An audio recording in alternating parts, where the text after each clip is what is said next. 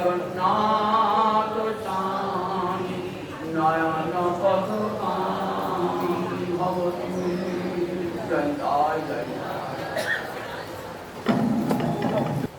ভক্তবৃন্দের চরণে আমার কোটি কোটি দণ্ডবৎ প্রণিপাত। আর সমগ্র বৈষ্ণব জগতের একটি স্মরণীয় এবং বরণীয় দিন।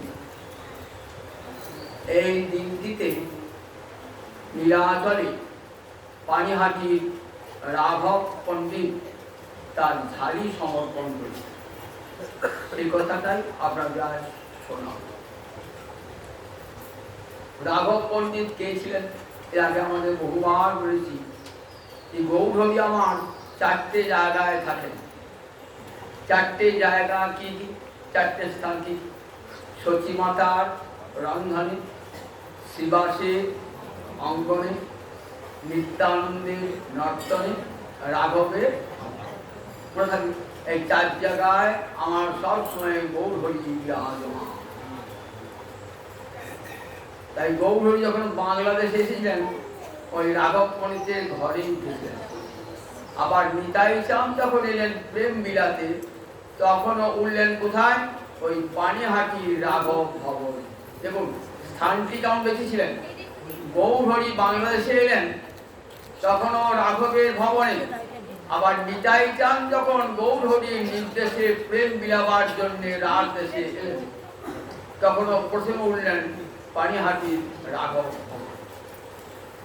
এই রাঘব ভবনে নিতাই চাঁদের অভিষেক হয়েছিল। রাঘবকে ডেকে আমার মহাপুরুষ কি বলেছেন? রাঘব তোমারই আমি নিজগপ্য কই, আমার দ্বিতীয় নাই নিত্যানন্দ বই।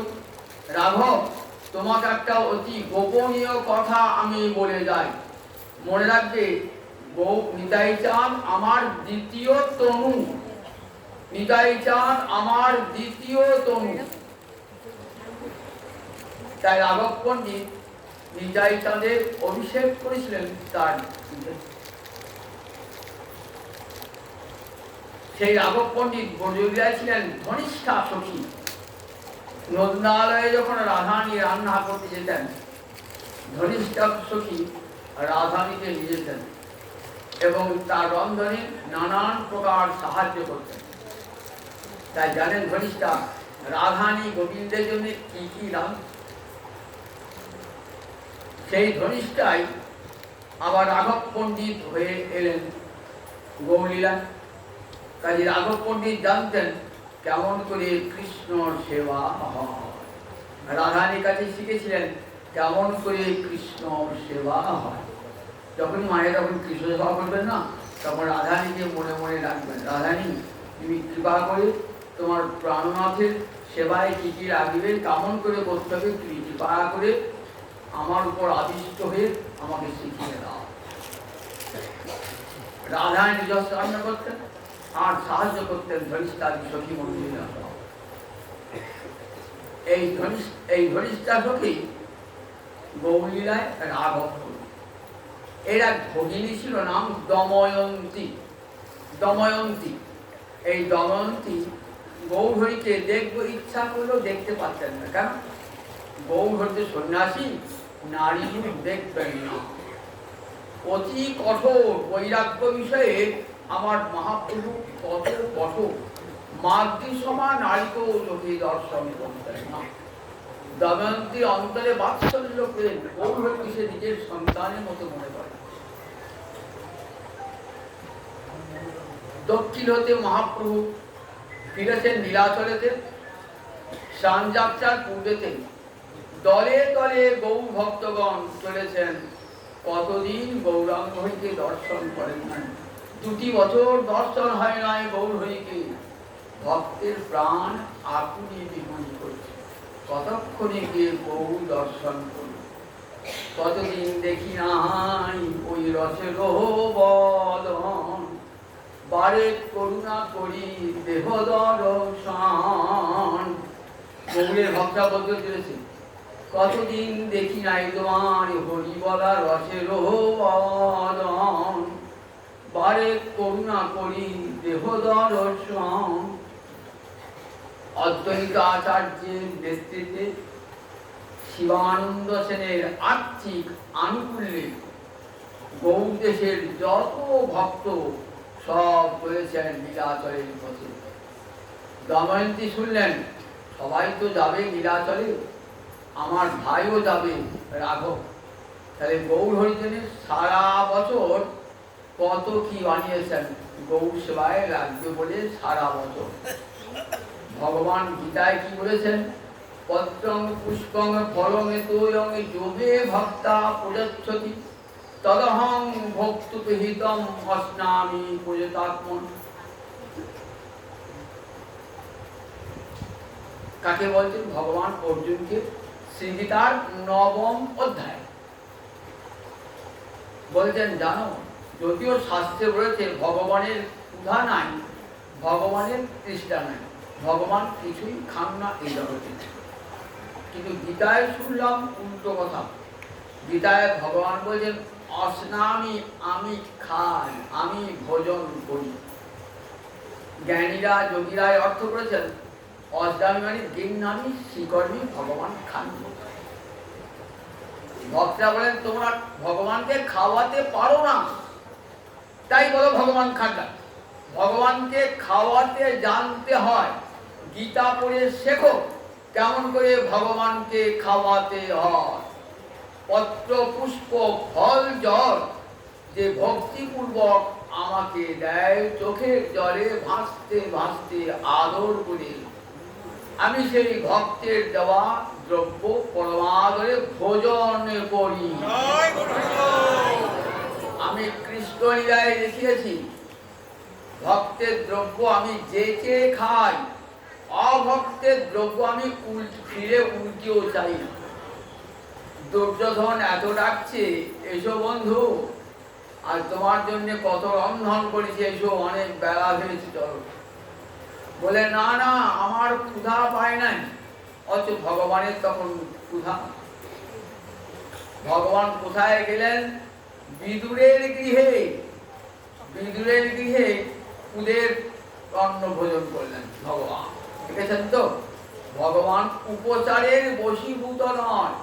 ভগবানকে যাই দেবেন ভগবান খাবে, কিন্তু আদর করে ভগবানকে দিতে হবে, দেওয়া শিখতে হবে।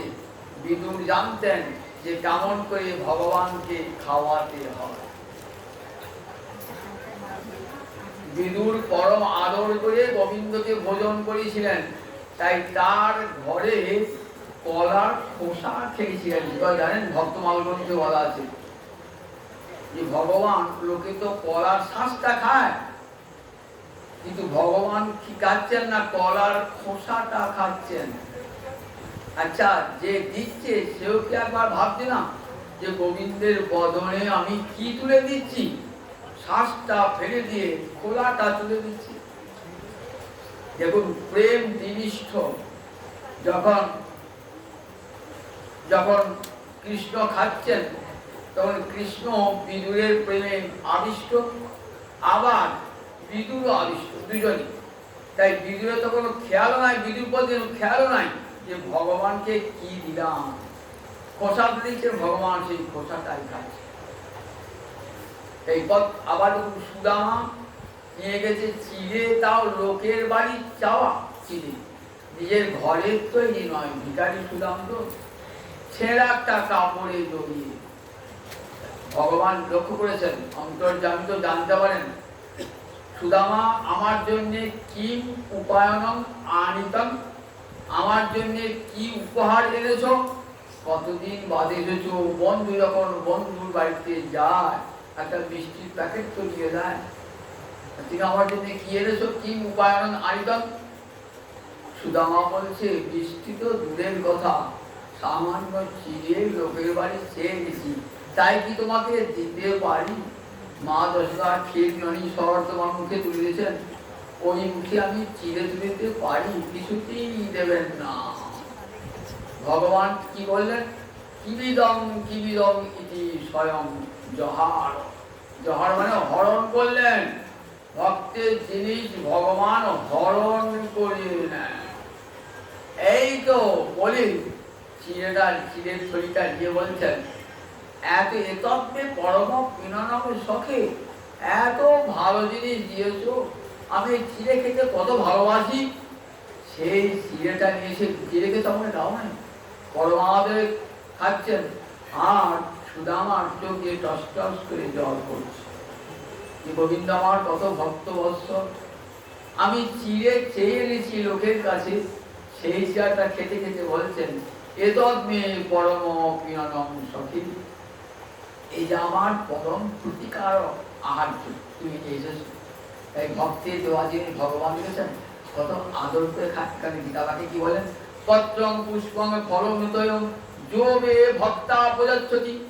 ভক্তা মানে ভক্তি শব্দের তৃতীয়ার এক বচনে ভক্তা, ভক্তি শব্দ তুমি ভক্তা, অর্থাৎ এখানে করণকারীকে ঠিক আছে। ভক্তি হলো সমস্ত সাধনের সেরা সাধন। করণকারকে সাধকতমং করণম। বৈয়াকরণ পাণিনি বলেছেন যে দেখো করণের তৃতীয়া কখন হয়, সাধকতম। সাধকতম, সাধকতম মানে যেটা সবচেয়ে বড় সাধন কর্তা। যেমন ছেত্তা উঠারে ন কাষ্ঠং ছিনত্তি, একটা কাঠুরিয়া কাঠ কাটছে, তো তার হাতটা আছে, কুড়ুল আছে, কুড়ুলের বাঁটটা আছে, তাহলে তিনটেই তো সাধক। হাতটাও বটে, কুড়ুলের বাঁটটা বটে, কুড়ুলের ফলাটাও বটে। কিন্তু তৃতীয় বিভক্তি কোথায় হলো, উঠারে ন। কেন, ওই ছিল সাধকতম। ওটি না থাকলে, হাত বা বাঁট থাকলে বলো কাঠ ছেদর হবে না।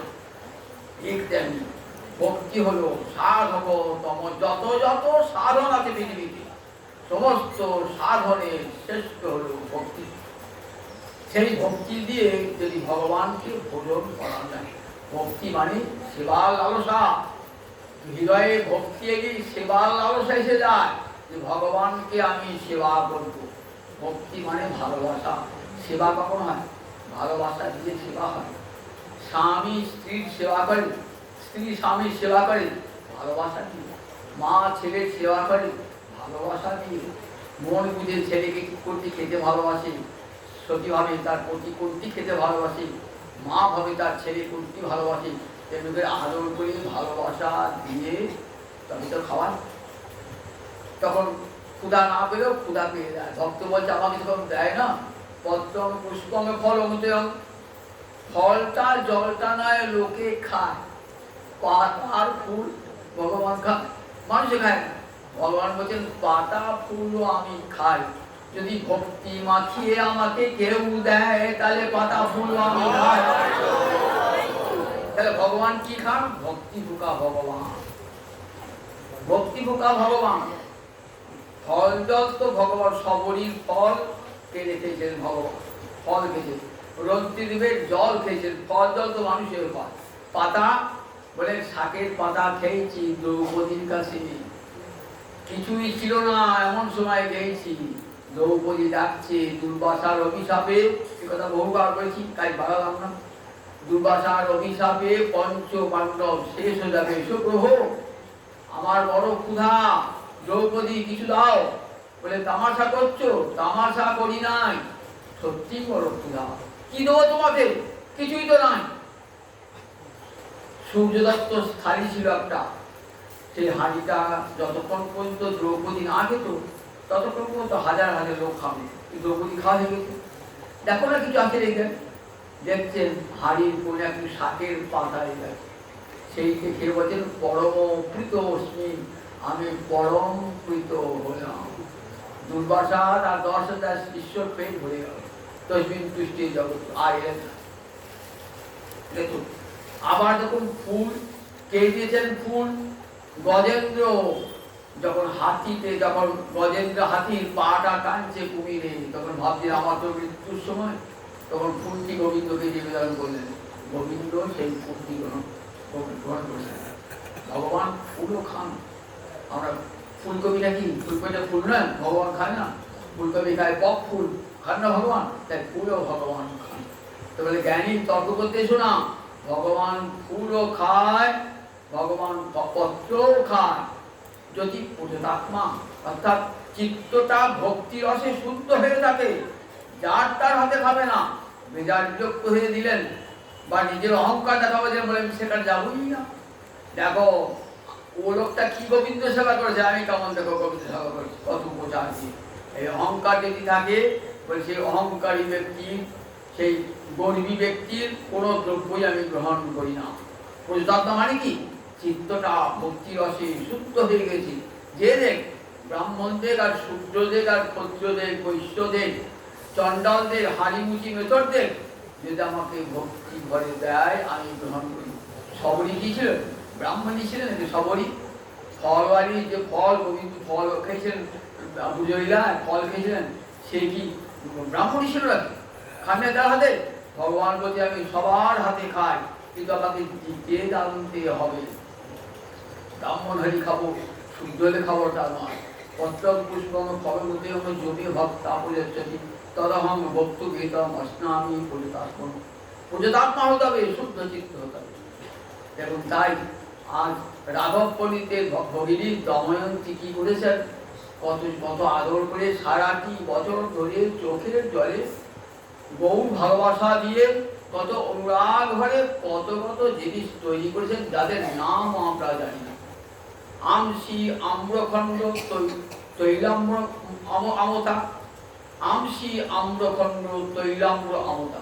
আমসি মানে আম কেটে কেটে, কাঁচা আম কেটে কেটে রোদে শুকিয়ে, সেটি কি আর রোদে শুকিয়ে শুকিয়ে পরে চাটনি করে খাওয়া হয়, গুড়ম্বল করে খাওয়া হয়। তাই বউরাই ভালোবাসেন বলে চাটনি করে খাওয়া করে আম শিখেছে। আম তেল, আম তেল তেলে সর্ষের তেলে আমের কুচি ফেলে ফেলে দীর্ঘদিন আগেকার তেলটা বন্ধ হয়, আমের গন্ধ হয়, মুড়ি দিয়ে মাখিয়ে খেতে ভালো লাগে। আমার গৌরহরি ভালোবাসেন তাই আম তেল। আম শক্ত বানিয়েছেন যে গৌরহরি খাবে, আম শক্ত খাবে। আম কাসুন্দি, ঝাল কাসুন্দি, লেবু কাসুন্দি। কাসুন্দি খেতে আমার মহাপ্রভু খুব ভালোবাসতেন। এক প্রকার আচার, আমের কাসুন্দি, আমের আচার, লেবুর আচার, ঝালের আচার, লঙ্কার ঝালের আচার, এগুলি সব তৈরি করেছেন সারা বছর ধরে বসে, যাতে সারা বছর আমার মহাপ্রভু খায়। আমসি আম্রখণ্ড তৈলাম্র অবধা, আম কাসুন্দি, ঝাল কাসুন্দি, আরো কত কি নাম না জানিয়ে দাও, তার নামও যায় না, কত কি তৈরি করেছেন ভগবান, ভগবানের চরিত্রে। আবার কি তৈরি করেছেন? তৈরি করেছেন বলছে ধনিয়া মহু, ধনিয়া মহুরি তন্ডুল চূর্ণ করিয়া নাড়ু বাঁধিয়াছেন চিনির পাক দিয়া। ধনে মৌরি আর চাল গুঁড়ো করে নাড়ু তৈরি করেছে, চিনির রস দিয়ে নাড়ু তৈরি করেছে। বহু সেবায় নাড়ু বলে বহুদিন থাকবে। ধনে মৌরি আর চাল, চাল ভাজা গুঁড়ো করে চিনি রস দিয়ে নাড়ু তৈরি করেছেন, মুড়ির নাড়ু তৈরি করেছেন। ফুটকলায়, ছোলা কলায় গুঁড়িয়ে সেগুলো চিনির রস দিয়ে নাড়ু তৈরি করেছেন। শাড়ি কাঁচুকি ধানের আতপ চিরা, আতবর্ণের চিরা, কাঁচু ধান যে আতপ ধান, এই শাড়ি ধানটা এখনো ভালো করে পাকে নাই, কাঁচা অবস্থায়, সেইটি নিয়ে এসে তার চিড়ে ভেজে, সেই চিড়ে দিয়ে কত চিরা হুম করে, মানে কত চিরা ভেজে দিলেন, আর কতগুলি চিড়েতে চিনির রসে গুঁড়িয়েতে পাক দিয়ে নাড়ু তৈরি করলেন, নাড়ু তৈরি করলেন। আমার গৌরহরি খাবেন বলি। আবার কি দেখো, কলি শুনছি বলছি, বলি কলি উড়াতে, সে বলে কলিকে বলে, কুলকে বলে কলি। কুলের কুলকে শুকিয়ে শুকিয়ে শুকিয়ে শুকিয়ে কুলের আটি সদ্য চূর্ণ করে আচার বানিয়েছেন, কুলের আচার।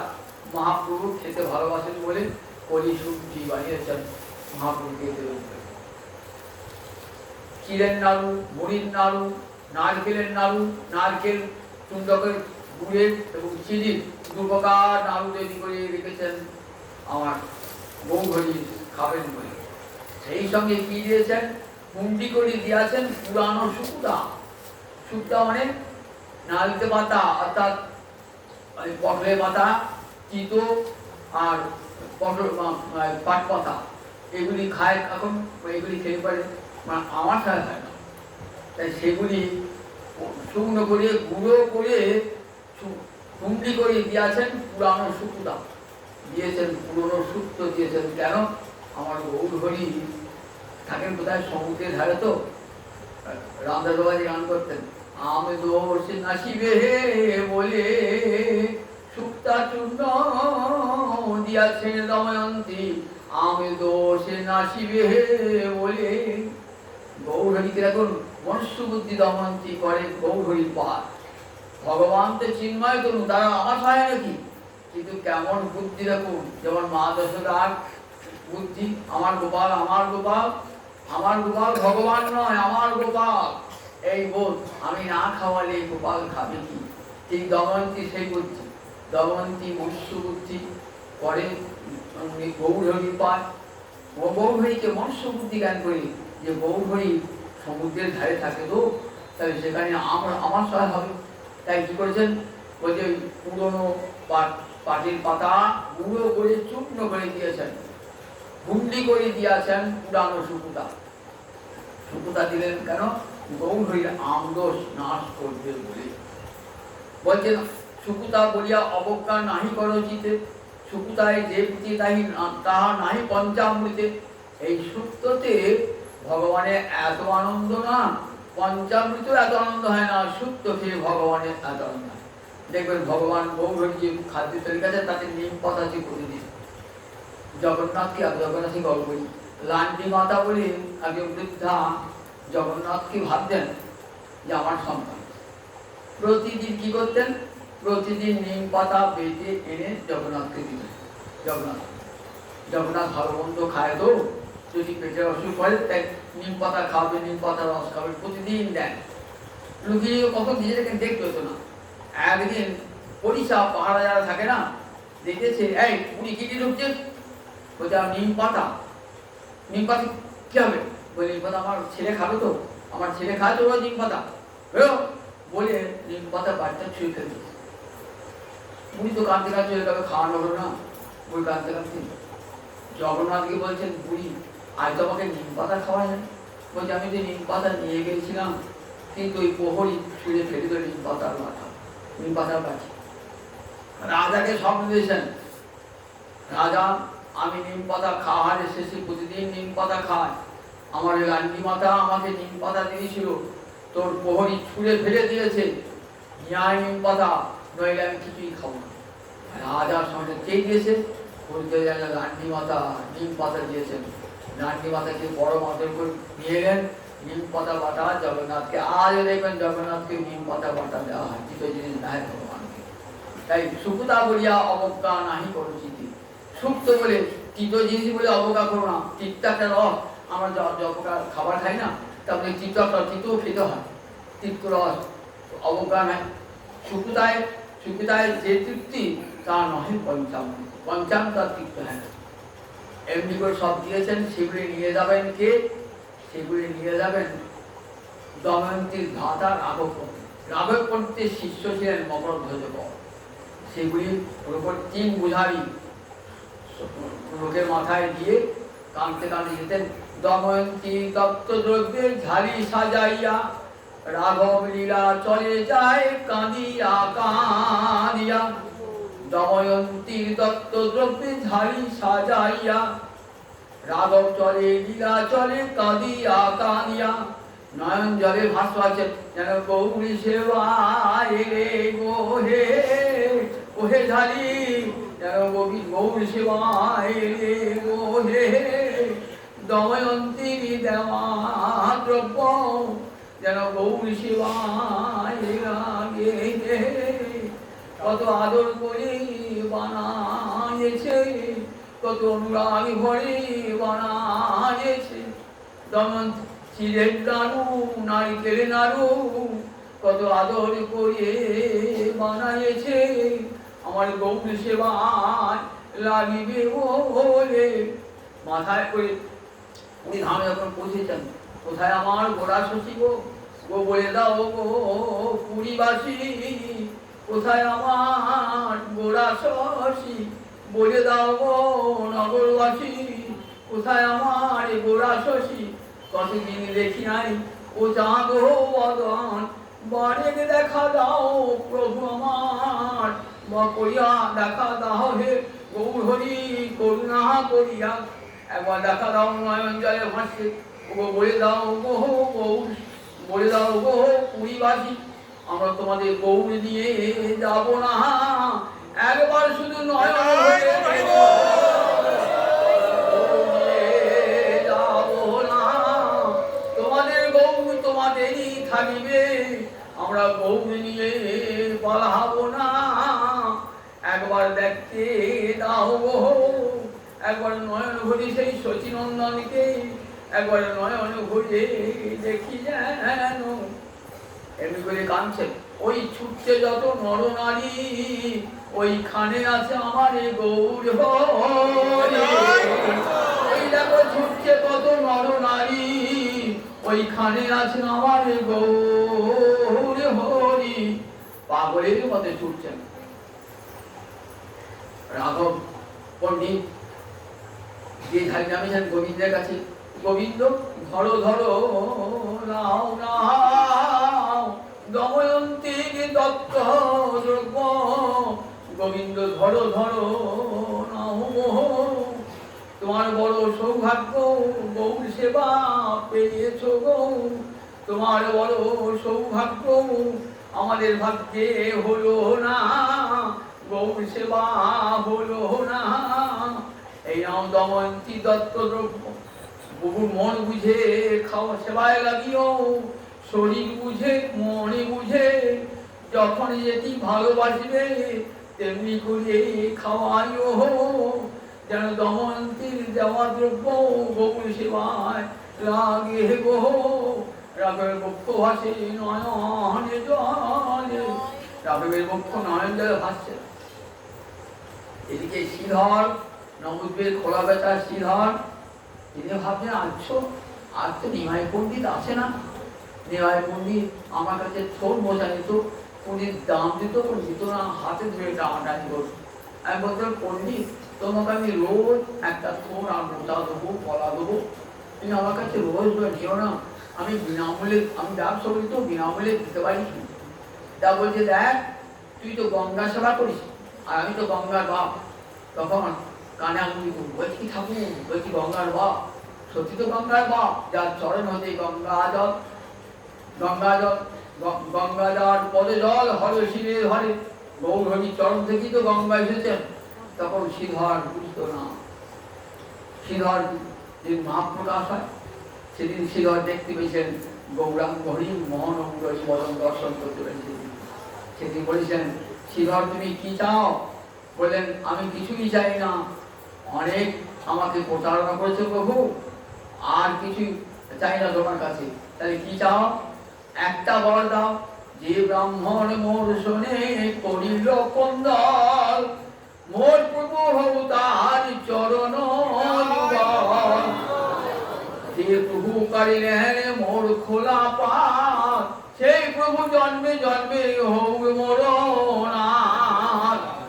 নবদ্বীপের বাজারে যিনি আমার কাছে রোজ ফোন মোচা কেড়ে খেতেন, সেই বলছে আজ তো আসেন না নবদ্বীপের বাজারে, নিমাই পণ্ডিত কোথায় গেলেন?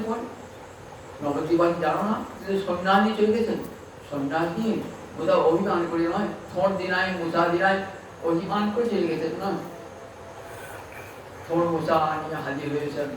শ্রীধর থোর মোচা গলা মহাপুর যত বলছে আর কি নদী ফিরে যাবে না, শ্রীধরের কাছে থোর মোচা হাতে করে কেড়ে নেবে না প্রভু, বড় অভিমানে করে নদী ছেড়েছ, তোমায় থোর মোচা দিনাই বলে অভিমানে করে নদী ছেড়েছ। এই নাও প্রভু যত খুশি থোর মোচা খাও প্রভু, থোর মোচা খাও প্রভু। আমি থেকে গেলাম এই পুরী দামি থেকে গেলাম তোমার জন্য, প্রতিদিন থোর মোচা আমি প্রতিদিন থোর মোচা। প্রভু নয়ন জলে শ্রীধর ভাসছেন। আমার শ্রীধরের থোর মোচায় কেন এত লোক ভগবানের?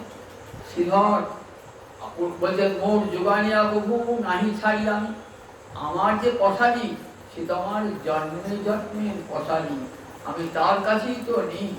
শ্রীধর মধুমঙ্গল ছিলেন, তিনি এসেছেন এই লীলায় শ্রীধর হয়ে এসেছেন। শ্রীধর মধুমঙ্গলের কাছ থেকে ভগবান কেড়ে কেড়ে খেতেন। মধুমঙ্গল কাছে মধুমঙ্গল খাচ্ছেন তো মধুমঙ্গল খুব লোভী ছিল, কৃষ্ণার থেকে কেড়ে খেতেন, আবার কৃষ্ণ মধুমঙ্গলের হাত থেকে কেড়ে খেতেন। সেই মধুমঙ্গল শ্রীধর হয়ে এসেছেন, তাই শ্রীধরের হাত থেকে থোর মোজা ভগবান কেড়ে কেড়ে খেতেন। দেখেছেন তো, বলছে অভক্তের দ্রব্য আমি ফিরেও চাই না, কিন্তু ভক্তের দ্রব্য আমি কেড়ে কেড়ে খাই। থোর মোজা এদিকে আমাদের আমাদের আমাদের রাঘব পণ্ডিত দিয়ে গেছেন সমস্ত দ্রব্যাদি, দময়ন্তীর দ্রব্যাদি গোবিন্দের হাতে দিলেন, বলেন গোবিন্দ তোমার বড় সৌভাগ্য। গোবিন্দ কে ছিলেন? গোবিন্দ কি ঈশ্বরপুরীর সেবক ছিলেন গোবিন্দ। ঈশ্বরপুরীর মহাদেবের গুরুদেব বা আমার মহাপ্রভু গুরুদেব যখন ঈশ্বরপুরী অন্তর্ধান করেছিলেন তখন বলেছিলেন তুমি গিয়ে গৌর হরি সেবা করতে। যখন এলেন কাশীশ্বর আর গোবিন্দ, মহাপ্রভু যে না আমার গুরুর সেবককে আমি কেমন করে গ্রহণ করি, তখন পণ্ডিত সার্বভৌম বললেন দেখো আজ্ঞা গুরু নাম ঝ বিচার হইয়া, গুরুর আজ্ঞা বিচারবিহীন ভাবে পালন করতে হয়। একটা রঘুবংশ থেকে একটা শ্লোক উদ্ধার করে চলেন, রামচন্দ্র অপবাদের জন্য সীতাকে বিসর্জন দেবেন তো, আর সেই কঠিন কাজটা কাকে দিয়ে করাবেন? লক্ষণকে দিয়ে। তাও লক্ষণ তুমি সীতাকে বনবাসে দিয়ে এসো গা, সীতার সম্বন্ধে অনেক অপবাদের কথা শুনেছি, আমি তো রাজধর্ম রাজা, রাজধর্ম পালন করা আমার কর্তব্য। বলছেন দাদা এমন কঠিন কাজটা তুমি আমাকে দিলে, আমি কেমন করে সীতাদেবী দিয়ে সীতাদেবী নিষ্পাপা তাকে কেমন করে আমি নির্বাসনে দিয়ে আসবো? দেখো আমার আদেশ, আমি তোমার গুরুজন, আমার আদেশ তোমাকে পালন করতে হবে। মনে ভাবলেন সত্যি তো গুরু আদেশ পালন করতে হবে, তাই বিচারে গুরু আদেশ পালন করে সীতাকে যেমন নির্বাসন দিয়েছিলেন। পণ্ডিত সাহু বলছে দেখো গুরুর আজ্ঞা হয়েছে ঈশ্বরপুরী যখন অন্তর্ধান করেন তখনই তো বলে গেছেন, কি বলে গেছেন যে তোমার এরপর তোমরা শ্রীকৃষ্ণ চৈতন্যের সেবা করবে। তাই তারই নির্দেশে গোবিন্দ এসেছেন। কেমন সেবাটি করতেন গোবিন্দ? পরমাদরে সেবা করতেন গোবিন্দ। এই সেবা করতে আর গোবিন্দ ছাড়া কেউ জানতেন না, এমন ভাবে সেবা। একদিন ভোজনের পর মহাপ্রভু শুয়েছেন তো, শোয়ার পর কৃষ্ণ গোবিন্দের কাজ, গোবিন্দ প্রতিদিন মহাপ্রভুর চরণ সম্বহন করতেন। প্রতিদিন মহাপ্রভু ঘুমকে আসতো, তারপর সে গোবিন্দ সেবা করতেন। একদিন দৌড় গোড়ায় শুয়ে পড়েছেন মহাপ্রভু, দৌড়গাঁটি দৌড়ে চৌপাটি, বলছে ঠাকুর সরো, আমি যাবো কি করে, তোমাকে এগিয়ে যাবো কেমন করে, তোমার চরণ সেবা করবো যে। তা বলে আমার দেওয়ান হচ্ছে না, তুমি যেমন করে ঘরে এসো, কিছুতেই হইবে না, জগৎকে দেখাবে না। ঠিক আছে প্রভু আমি ডিঙিয়েই যাবো, আমার কাছে সেবাটা বলো তো। মহাপ্রভুকে ডিঙিয়ে চলে গেলেন, চৌকাঠে ডিঙিয়ে চলে গেলেন, যে মহাপ্রভুর চরণ সম্মান করছেন তো করছেন, উঠছেন না। খাবার সময় তো বললেন গোবিন্দ এবার তো খাবার সময় হলো, যাও। তা বলছি কি করে যাবো? তা বলি যেমন করে এসেছিলে তেমনি করে যাও, আমাকে ডিঙিয়ে এসেছিলে ডিঙিয়ে যাও।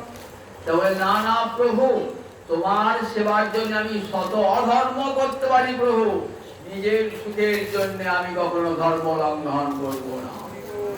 গোবিন্দ বলে আমার সেবা সে নিয়ম, সেবা সে নয়, অপরাধ হোক কিংবা নরকে গমন, আমার গৌর সেবা এটা আমার নিয়ম। তাতে যদি অপরাধ হয় নরকে যেতে হয় তাও যাবো, তাই তোমার ডিঙে এসেছি, কিন্তু নিজের ভোজনের জন্য তোমাকে ডিঙে আমি যাবো না। দেখেছেন জগৎকে শেখালেন যে ভগবানের সেবা করতে গিয়ে যদি কোনো অধর্ম হয়ে থাকে তাহলে সেটি ধর্মানুকল্পতি, তাহলে সেটি ধর্ম হয়ে যায়। শাস্ত্রে বলেছেন বিষটা অমৃত হয়ে যায়, কিন্তু ভগবানকে বিষ দেয়, বিষটা অমৃত হয়ে যায়, অধর্ম ধর্ম হয়ে যায়, মিত্র শত্রু হয়ে যায়। ভগবানের ভক্তি ভালোবাসা থাকে। তাই সে গোবিন্দ তোমার বড় সৌভাগ্য, দেখো গৌর হরি সেবা পেয়েছো, তুমি মন বুঝে গৌর হরিকে সেবা দিব। যখন যখন অবসর পাবে, তখন যখন যিনি ভালোবাসেন তখন সেটি দেবে।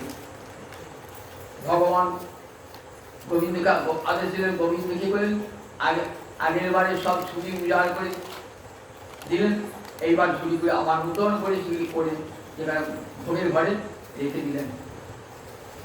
নীলাচলে রথযাত্রার কয়েকদিন এবং একবার উত্থান একাদশী পর্যন্ত সমস্ত গৌরের ভক্তরা থাকতেন। তারপর আবার উত্থান দ্বাদশীতে সব চলে আসতেন, মানে রাস পূর্ণিমার পর চলে আসতেন আবার নীলাচল। প্রতি বৎসর নীলাচল যাওয়ার এই সময়টি ছিল ভক্তদের আনন্দের সময়। গৌর হরির দর্শন হল, এই সঙ্গে রাঘবের ঝালি যাবে।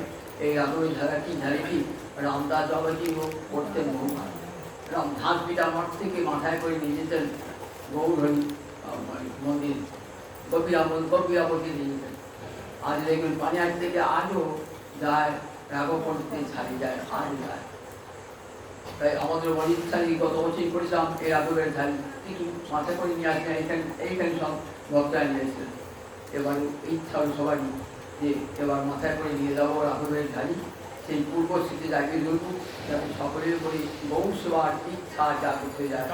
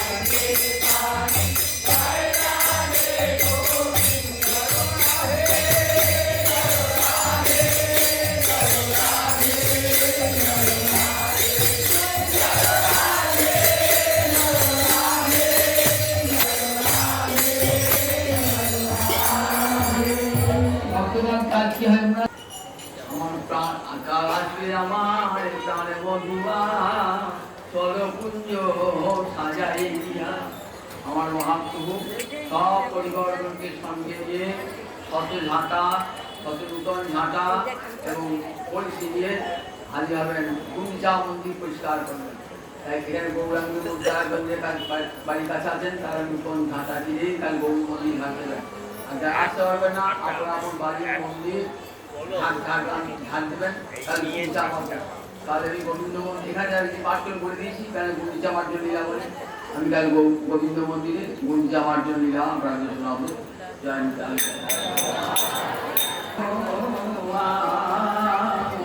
চলো কুঞ্জ সাজাই কালাতে আমার প্রাণ বন্ধুয়া চলো কুঞ্জ সাজাই এই গান কুঞ্জ সাজাবেন।